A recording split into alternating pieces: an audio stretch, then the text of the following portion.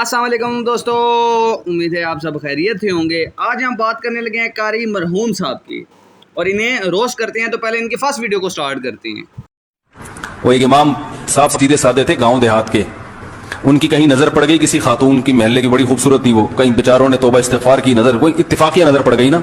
अब उनके लाशूर में वो ये जुम्मे की तकरीरों में ना इमाम से बच के रहना चाहिए। तो वो बयान कर रहे हैं, बयान में कह रहे जन्नत की हूरें ऐसी होंगी, जन्नत की हूरें ऐसी होंगी, जबरदस्त, ऐसा खूबसूरत, ऐसी हुस्न, क्या बताऊं, वो फला की बीवी को देख लो जाके, वैसी हो। ये कारी साहब ना दरअसल ना थोड़े पागल हो गए हैं। ये अपने किस्से जो है ना लोगों को ना दूसरों पे थोप के लगवा रहे हैं, ठीक है। फिर इनको जो है ना कोई कुछ कहता है तो कहते हैं यार मैं तो नहीं था। ऐसे कारी होते हैं जो मरने से पहले ना अपनी वसीयत लिखवा के जाते हैं कि मुझे उसके महल्ले में दफनाना। तो वो पूछते हैं कि चाचा पागल हो गया। ये चाचा एकदम कारी उठ के कहता है कि मैं पागल नहीं हूँ, मैं सही हूँ। ऐसे कारी होते हैं जो मरने से पहले ना रोना स्टार्ट हो जाते हैं। इनसे पूछते हैं कि क्यों, कहते हैं कि मौत का फरिश्ता आ गया है। और भाई इतनी उम्र हो गई है, मरने लगे हैं, आपकी टांगे कब्र में हैं आप, लेकिन फिर भी अपनी जो है ना बकवासियात ज़रूर करेंगे। और ये बिंबर पर बैठ के ऐसे काम किए जाते हैं।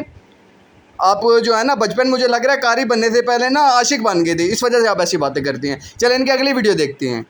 वही लतीफा सुनाता हूं ना मैं अक्सर। एक ताकतवर आदमी जा रहा था, उसको शो मारने का शौक था। उसके साथ एक कहीं दुबला सा आदमी गुजरा। इस मोटे ताकतवर ने उसको धक्का देके ना गिरा दिया, ऐसे ही, बस क्या कर लेगा। अब ये दुबला जब गिरा है, गलत बात हुई ना इसके साथ, क्या इसको बड़ा गुस्सा आया। अब इसने जब सामने देखा कि यार ये तो इतना पावरफुल है, तो इसने क्या किया, दिमाग के तेज होते हैं बारीक लोग। इसने बोला ये आपने मेरे साथ मजाक किया है या संजीदगी से धक्का दिया है। इसका ख्याल था ये कहेगा मैं मजाक कर रहा, तो वो बड़ा होशियार नालायक। तो इस दुबले ने उस मोटे से पूछा कि आपने मेरे साथ मजाक किया है या आप सीरियस थे। उसने कहा सीरियस था मैं। तो इसने कहा अच्छा हो गया, वरना मैं इस किस्म के मजाक बर्दाश्त नहीं करता। ये कहा और भाग गया। ये इन्होंने बड़ी अच्छी बात की है, इस बात पे क्लैपिंग होनी चाहिए। ऐसे छुसें जो है ना ये कपिल शर्मा शो में होती हैं, लेकिन मुझे लग रहा है ना इनको कपिल शर्मा शो वाले ना उठा के ले जाएंगे, क्योंकि ठंडी चुकते हैं ना उन्हें ही करनी आती हैं।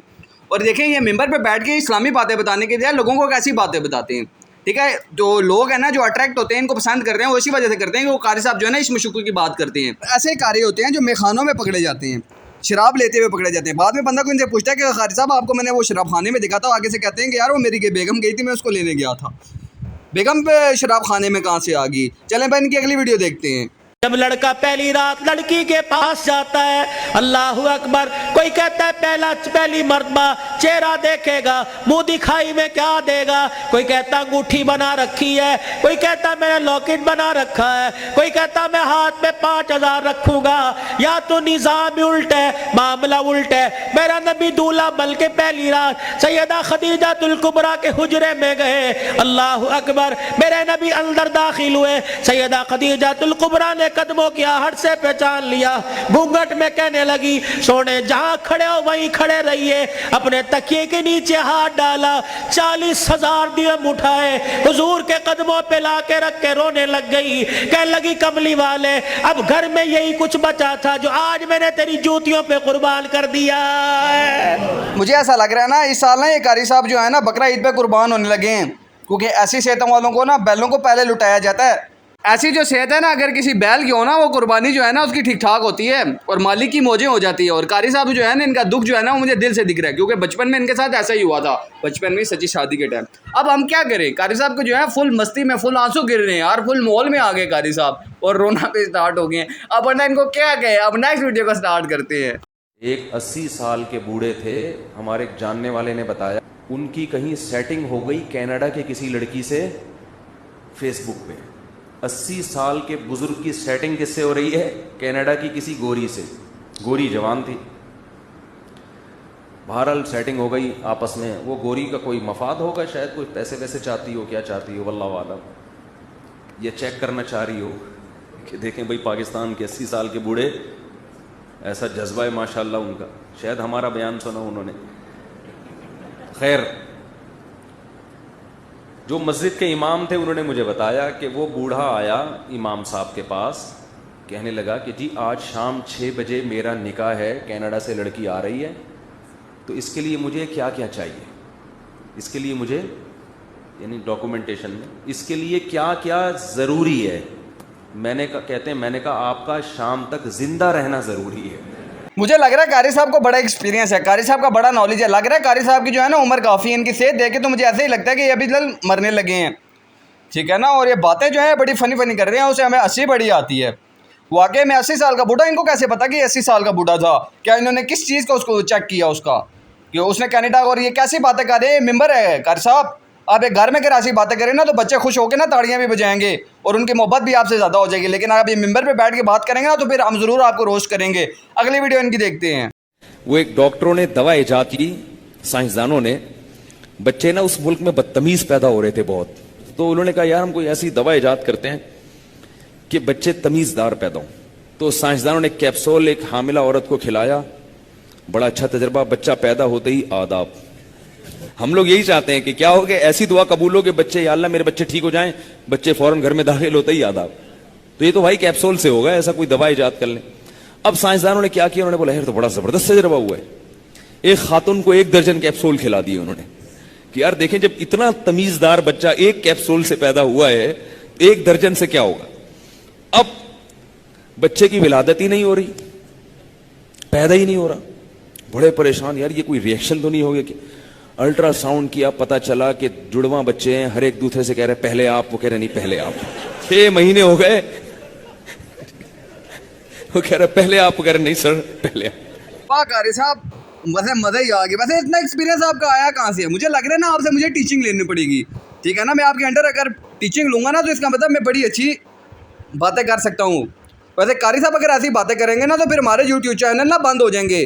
कारी साहब अपना काम छोड़ के ना हमारी भी रोज़ी खींचना चाहते हैं, ठीक है ना। और ये बच्चों वाली क्या बात हुई यार, क्या बता कारी साहब, आप तो जुड़वा 2 भाई नहीं है, पहले हमें ये बता देते, पहले क्लियर कर देते कि हम 2 जुड़वा भाई नहीं है, इस वजह से हम यकीन कर लेते। अभी तो हमें पक्का कंफर्म है कि आपकी मम्मा ने आपको सुनाई होगी, वरना आपकी दाई ने आपको ज़रूर बताया होगा कि बचपन में आप ऐसे थे। वरना बूढ़ी बूढ़ी दादियाँ जो है ना वो आपस में बात करते बताती हैं उनकी स्टोरियाँ। कारी साहब हमें आप पहले बता दें और इसके नीचे कमेंट करके कारी साहब अगर ये वीडियो देखेंगे तो आप ज़रूर बताइएगा कि आप तो जुड़वा 2 भाई नहीं है। चलिए इनकी अगली वीडियो देखते हैं। एक साहब ने मुझे अपना यूनिवर्सिटी का वाकया बताया। उसने मुझे बताया कि मैं पढ़ता था, मुझे एक लड़की अच्छी लगने लगी, तो ये थे भी शरीफ, कभी इस तरह का कोई लगी नहीं इनको, बहुत नेक शरीफ आदमी है। कह रहे मैं मुझे अच्छी लगने लगी, मैं बहुत टेंशन में आ गया कि यार मेरा बार बार दिल कर रहा है उससे बात करने को। कह रहे अल्लाह का खौफ था इसके दिल में, तो कह रहे मैंने उसको एक डायरी दी और कोई होमवर्क के नाम पे ना, कुछ जैसे होता है ना कि होमवर्क है तो ये इसमें मैंने नोट्स लिखे, उसने कहीं मांगे होंगे, मैंने उसको दे दी। तो डायरी में मैंने सीधा सीधा लिख दिया आपसे मैं शादी करना चाहता हूँ। ये लड़की ने पढ़ा तो उसको थोड़ा सा गुस्सा आया, अपने घर गई। फिर अगले दिन मुझे खुद इसने बताया, वापस आई तो कह रही, फिर इसने बोला देखो अगर वाकई सीरियस हो शादी करने में, मेरे घर अपने वालिदैन को भेज दो। इसने कहा मेरे अब्बा नहीं है, उसने कहा चलो अम्मा को भेज दो, अब्बा है ही नहीं तो अम्मा को भेज दो, अगर वाकई सीरियस हो गौर कर लेंगे। इसने मुझे लड़के ने खुद सुनाया, कह रहे हम अपनी अम्मा को लेके पहुँच गए, आज माशाल्लाह उनके बच्चे हैं, कई साल हो गए शादी को, हंसी खुशी ज़िंदगी गुजर रही है। समझ रहे हो ना, हर आदमी ऐसा खुशकिस्मत होता नहीं है, ये ज़हन में रखें। वाह कारी साहब, आपने जो स्टोरी सुनाई है ना वो बड़े अच्छे किस्मत वाले लोगों की थी कि आपके भी तो इतने अच्छे किस्मत नहीं थे। अगर आपकी अच्छी किस्मत होते ना तो कभी आप मौलवी ना बनते, आज अपनी बेगम की खिदमत कर रहे होते।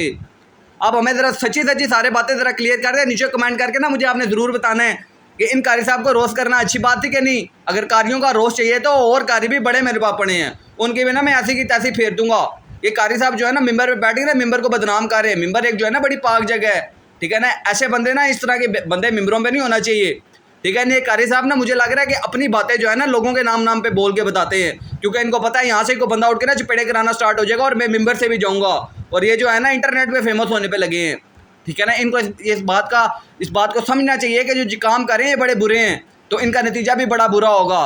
इस तरह की बातें अच्छी नहीं होती। कारी साहब आप जो है ना एक जो है ना दीन के खिदमतगार हैं तो दीन के खिदमतगार का बन के ही रहिए। इंटरनेट में अगर ऐसे आएंगे ना तो फिर हम रोज़ ज़रूर करेंगे, ठीक है। और नीचे अगर बैठ के अगर वो कमेंट करेगा ना कि इन कारी साहब को रोज़ क्यों हुआ, पहले तो बात है मैं किसी का कमेंट नहीं पढ़ूंगा, अगर मैंने पढ़ा भी तो फिर कुछ भी नहीं हो सकता। चले अब हमारा रोस्ट एंड होता है, इंशाल्लाह अगले रोस्ट में मुलाकात होती है। डकी भाई का वादा हुआ था, लेकिन डकी भाई को ज़रूर रोस्ट करेंगे, लेकिन कारी साहब का पहले रोस्ट बनता था। चले हमारे चैनल को लाइक और सब्सक्राइब करना ना भूलिएगा। अल्लाह हाफिज़।